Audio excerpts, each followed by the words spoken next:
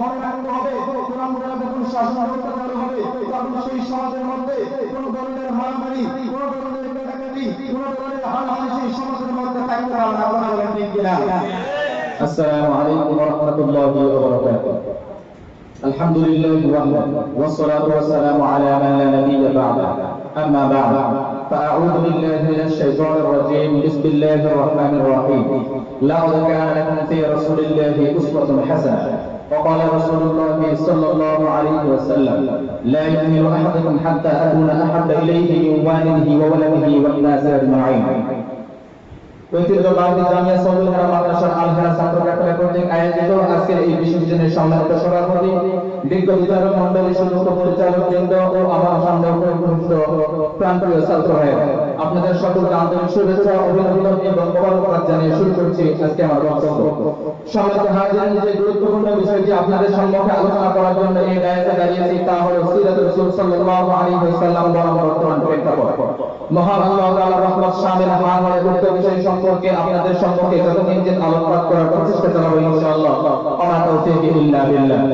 সম্মানিত হাজিরিন, যে গুরুত্বপূর্ণ বিষয়টি সম্পর্কে আপনাদের সম্মুখে আলোচনা করব তা হলো রাসূল আরবি সাল্লাল্লাহু আলাইহি ওয়াসাল্লাম যখন ধরার আগমন করেছিলেন, আজ বিশ্বের সমাজ ব্যবস্থা নিয়ে কিভাবে ভাঙছে, ইন্নাল কুওয়াতা লিল্লাহি জামিআ এর বলিষ্ঠ আহ্বান এবং মদিনার সনদ ভিত্তিক রাষ্ট্র ব্যবস্থাকে উপেক্ষা করে জনগণকে সমস্যা সমাধান উৎস এবং উন্নতির সোপান বলে মনে করা হচ্ছে। ঠিক এমন মুহূর্তে সিরাত রাসূল সাল্লাল্লাহু আলাইহি ওয়াসাল্লাম ও বর্তমান প্রেক্ষাপট সম্পর্কে আলোচনা করা আমার পবিত্র এই সময়ের দাবিদার। কেননা এই পৃথিবীতে অনেক আলোচনায় হয়েছে, কিন্তু রাসূল আরবি সাল্লাল্লাহু আলাইহি ওয়াসাল্লাম জাতিকে যে বড় রাষ্ট্র উপহার দিয়েছেন পৃথিবীর ইতিহাসে সত্যিই তা বিরল। কেননা তিনি এমন এক বিভীষিকাময় সময় এই বড় আগমন করেছিলেন যখন মানুষের মধ্যে মানবতার লেশ মাত্র ছিল না, মানুষে হানাহানি, মারামারি, কাটাকাটি, খুন শুরু হয়ে গিয়েছিল। তাই কবির মুখে বলতে চাই, এশিয়া, ইউরোপ, আফ্রিকা এই পৃথিবীর দেশ যে যারা হয়েছিল প্রতিযোগিতায় পাপের শেষ। ঠিক সেই সময় মানব জাতি জনগণের আওয়াজ তুলে বলছিল, কেউ কি আছো আমাদেরকে একজন রাহবার করে আমরা শান্তিতে বাঁচতে চাই, কেউ কি আছো আমাদেরকে একজন কান্ডার দিতে আমরা শান্তিতে বাঁচতে চাই। ঠিক এমন মুহূর্তে শান্তির সরকার এবং পতন ঘটিয়ে হঠাৎ আগমন করেন রাসূল আরবি সাল্লাল্লাহু আলাইহি ওয়াসাল্লাম এবং জনগণের প্রধান সময়ে কোরআনের শাসন ব্যবস্থা।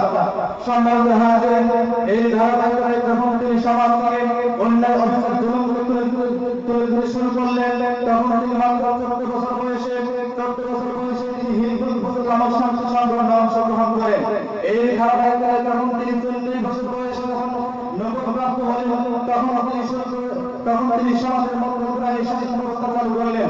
কারণ মনে রাখতে হবে, কোরআন যখন সমাজ ব্যবস্থা চালু হবে, কোরআনের শাসন যখন সমাজের মধ্যে চালু হবে। সম্মানিত হাজিরিন, রাসূল সাল্লাল্লাহু আলাইহি ওয়াসাল্লাম নিজে ছিলেন কোরআন এবং তিনি কোরআন দ্বারা এই শাসন ব্যবস্থা শুরু করেছিলেন। তিনি কেমন করে কোরআন ছিলেন? হযরত আয়েশা সিদ্দিকা রাদিয়াল্লাহু তাআলা আনহার নিকট সাহাবাগণ জিজ্ঞেস করলেন, আমাদেরকে রাসূলের সিরাত সম্পর্কে কিছু বলুন। তখন তিনি বললেন, তোমরা কি কোরআন পড়া ছেড়ে দিয়েছো? সাহাবারা বললেন, না, আমরা কোরআন পড়া ছেড়ে দেই নাই। তখন আয়েশা সিদ্দিকা রাদিয়াল্লাহু তাআলা আনহা বললেন, রাসূলের সমস্ত কিছু আলোচনা হয়েছে কোরআনের মধ্যে। সম্মানিত হাজিরিন, রাসূল সাল্লাল্লাহু আলাইহি ওয়াসাল্লামের জন্মের পূর্বের অবস্থা কোরআন জিজ্ঞেস করা হয়, কোরআন যদি প্রশ্ন করা হয়, আচ্ছা কোরআন বলো দেখি রাসূলের জন্মের পূর্বে তার নাম কি ছিল? কোরআন বলতে মুবাশশির বিরাসূলি ইয়াতি মিন বা'দি ইসমিহি আহমদ। কোরআন যদি প্রশ্ন করা হয়, আচ্ছা কোরআন বলো দেখি রাসূল দুনিয়াতে আসার পর তার নাম কি হয়েছে? কোরআন বলতে মুহাম্মাদুর রাসূলুল্লাহ ওয়া মা মুহাম্মাদুন ইল্লা রাসূল। কোরআন যদি প্রশ্ন করা হয়, আচ্ছা কোরআন বলো দেখি রাসূল সাল্লাল্লাহু আলাইহি ওয়াসাল্লাম কোন শহরে জন্মগ্রহণ করেছেন? কোরআন বলছে লা বিহাদিল বালাদ। কোরআন যদি প্রশ্ন করা হয়, তিনি কোন শহরে বসবাস করতেন? কোরআন বলছে ওয়াহাদা বালাদে আমি। কোরআন যদি প্রশ্ন করা হয়, রাসূল সাল্লাল্লাহু আলাইহি ওয়াসাল্লামের চেহারা কেমন ছিল? কোরআন বলছে ওয়াহা ওয়াল লাইলি ইযা সাজা। কোরআন যদি প্রশ্ন করা হয়, রাসূলের সিনা কেমন ছিল? কোরআন বলছে আলাম নাশরাহ লাকা সাদরাক। কোরআন যদি প্রশ্ন করা হয়, রাসূলের ডান হাত কেমন ছিল? কোরআন বলছে ওয়ামা রামাইতা ইয রামাইতা ওয়ালাকিন্নাল্লাহা রামা। কোরআন যদি প্রশ্ন করা হয়, রাসূলের বাম হাত কেমন ছিল? কোরআন বলছে ইয়াদুল্লাহি ফাওকা আইদিহি।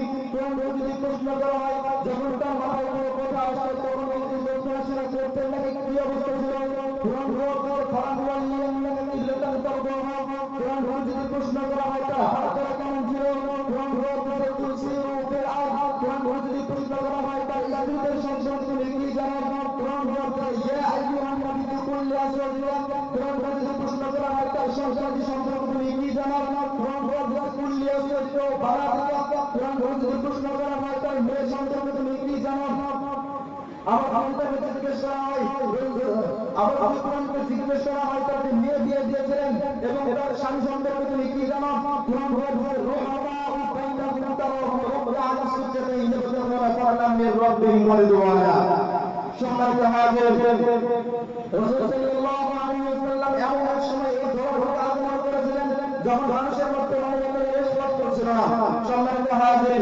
কিন্তু আজ বর্তমান হলে সত্য আজ এক শ্রেণীর জ্ঞানপ্রাপী আর বুদ্ধিপ্রাপীরা বলে করে রাসূলের আদর্শকে আমরা আদর্শ হিসেবে মানতে পারি না কারণ হলো উহুদের থেকে ইসলাম এই রকের থেকে এসে দুর্বল হয়ে গিয়েছে আমি তাদেরকে বলতে চাই সমাজের মধ্যে যদি সমস্ত প্রকার পাপ আর অপরাধ থেকে মুক্ত করতে চান তাহলে রাসূলের আদর্শ রাসূলের বাস্তবায়ন কোরআনের বাস্তবায়ন এবং ইসলামের খেলাফত বাস্তবায়ন বেঁচে রেখে কখনো একটা সমাজকে শান্তিমূলক সমাজ করে জনগণের চাই না কথা বলেন ঠিক কিনা সম্মানিত হাজির সেই জন্য সমাজকে শান্তি সম্মান ফিরিয়ে আনতে হবে রাসূলের সুন্নাহ আচরণ খেলাফত আদর্শের বিকল্প নাই সম্মানিত হাজির আজ গোটা পৃথিবীর মধ্যে বাংলাদেশের যে নম্বরে কোন দিক দিয়ে রপ্তানির দিক দিয়ে কিন্তু আজ বাংলাদেশ অর্জন করেছে বিশ্ব 5 বার চ্যাম্পিয়ন হয়েছে কোন দিক দিয়ে জানেন তারা অর্থনীতির মধ্যে এই বাংলাদেশ বিশ্বের মধ্যে 5 বার চ্যাম্পিয়ন হয়েছে এবং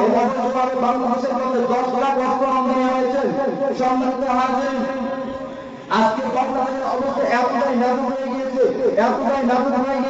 একটা কোম্পানি উদাহরণ হবে আপনাদের সামনে পেশ করে আপনারা বুঝতে পারবেন একটা চোর ধরার মেশিন স্থাপন করা হলো সৌদি আরবের মধ্যে সেখানে 1 ঘন্টায় ধরা পড়লো মাত্র 2 চোর এরপর সেই মেশিনটা স্থাপন করা হলো পাকিস্তানের মধ্যে সেখানে 2 ঘন্টায় ধরা পড়লো 2 চোর আর বাংলাদেশে স্থাপন করা হলো আধা ঘন্টার পর সেই চোর ধরার মেশিনটাই চুরি হয়ে গেল এই হলো বর্তমানে বাংলাদেশের রাজনীতির অবস্থা বাংলাদেশের বিভিন্ন অঞ্চলে বিভিন্ন প্রান্তের অবস্থা হয়ে গিয়েছে সম্মানিত হাজির তাই বলতে চাই সমাজ থেকে সমস্ত প্রকার কুসংস্কার দূর করতে হবে সমাজ থেকে সমস্ত প্রকার অন্যায় অভিযোগকে চিরতরে জানিয়ে দিতে হবে রাসূল সাল্লাল্লাহু আলাইহি ওয়াসাল্লামের সুন্নাতের আদর্শের উপর বিকল্প নাই সম্মানিত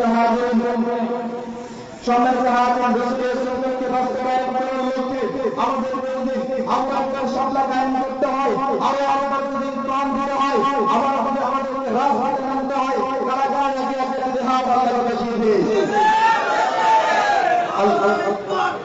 আল্লাহু আকবার আল্লাহ তাআলা আমাদের সকলকে কবুল করুন আমিন আখির দাওয়ানা